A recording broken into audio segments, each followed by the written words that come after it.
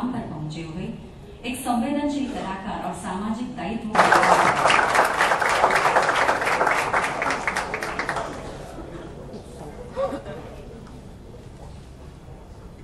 आदरणीय मुख्यमंत्री जी श्री देवेंद्र फडणवीस जी, आदरणीय अध्यक्ष जी, मंच पर उपस्थित सभी महानुभाव,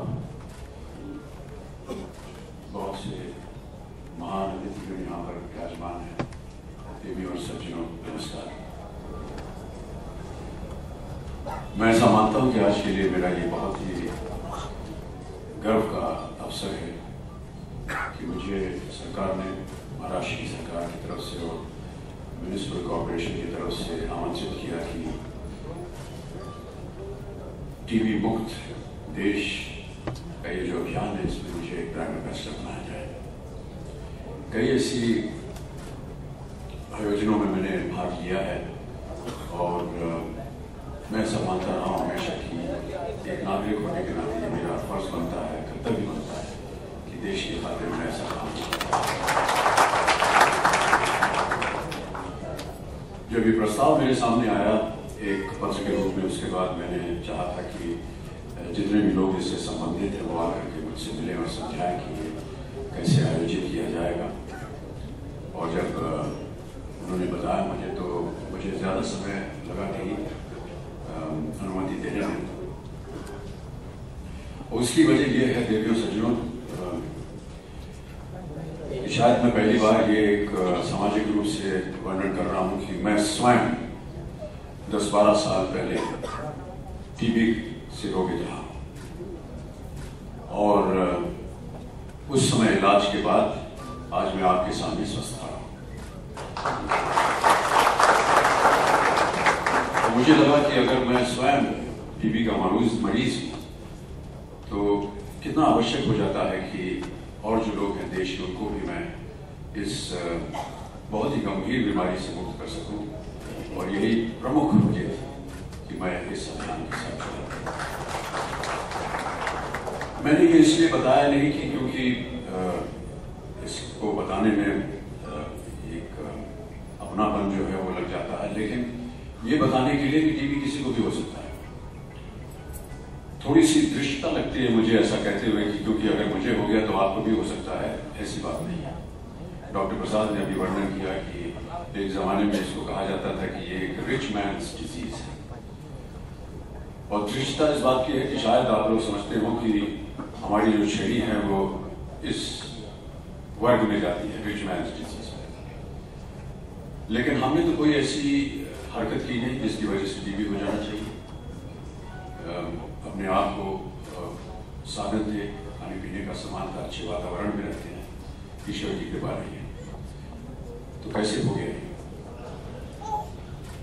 कहने का तात्पर्य यह है कि हमारे आम जीवन में भी कई ऐसी परिस्थितियां आ सकती हैं जहां पर कोई ऐसा शख्स जो कि टीबी से पीड़ित हो, उससे आपको टीबी हो सकता है।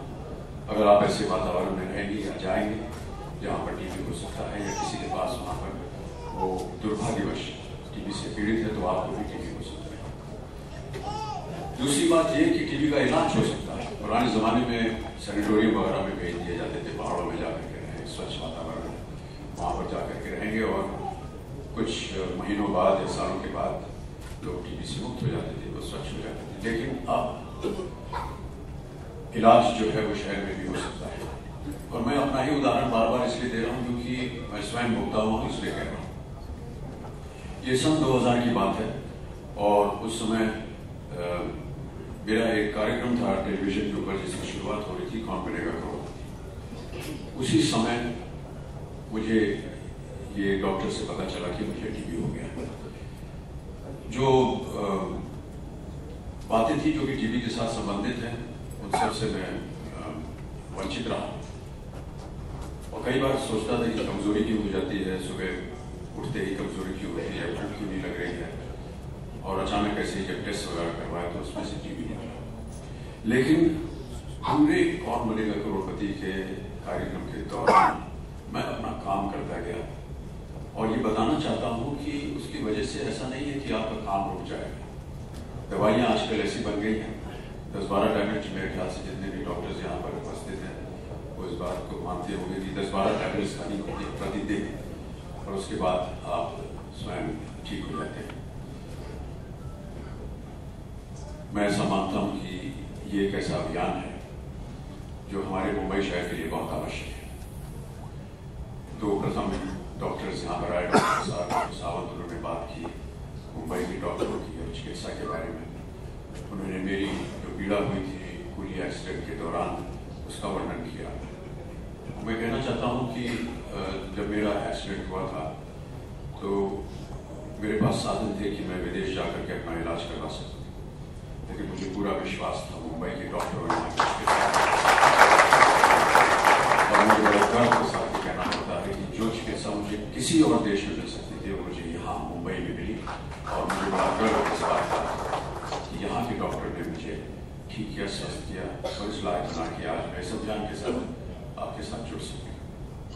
बहुत सारी बातें कही गई मेरी लगन के बारे में।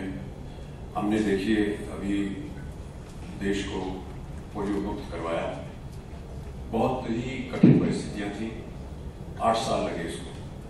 बहुत से लोग का विरोध हुआ, लोगों ने कहा कि ये दवाई जो है ये ठीक नहीं है, इससे पीड़ा और बढ़ेगी। लेकिन मुझे बड़ी खुशी होती है ये सुनकर कि आज भारत जो है वो पोलियो मुक्त है और हमें इसे मुक्त रखना है। आसपास के देशों में अभी भी पोलियो है, हमारे जितने भी पड़ोसी देश हैं वहाँ पर अभी भी पोलियो है और कई बार ऐसा हो सकता है कि वहाँ से इन्फिल्ट्रेशन की वजह से पोलियो वापस यहाँ आ सकता है, तो हमें अपने आप को ध्यान रखना चाहिए। टीबी एक ऐसी बीमारी है जिसको हम चाहते हैं कि कम से कम मुंबई जो है वो मुक्त है, पूरा देश जो है वो मुक्त हो जाए ट्यूबरकुलोसिस से। डॉक्टर प्रसाद ने बात की कि फिल्म इंडस्ट्री और जितने भी उद्योगपति हैं यहाँ के वो एक प्रण करें कि किसी न किसी तरह एक स्लम एरिया को अडॉप्ट किया जाए।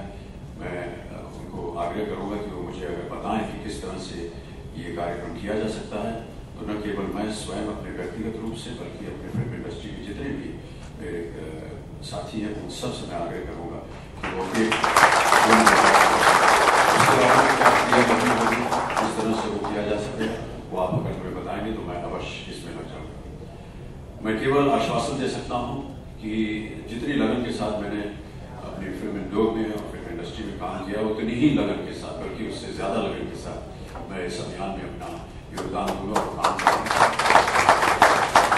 और ये जो चर्चा हुई हमारे स्लोगन की कि टीबी हारेगा देश जीतेगा, मेरा ऐसा मानना है कि देश तो जीत चुका है, टीबी जरूर हारेगा।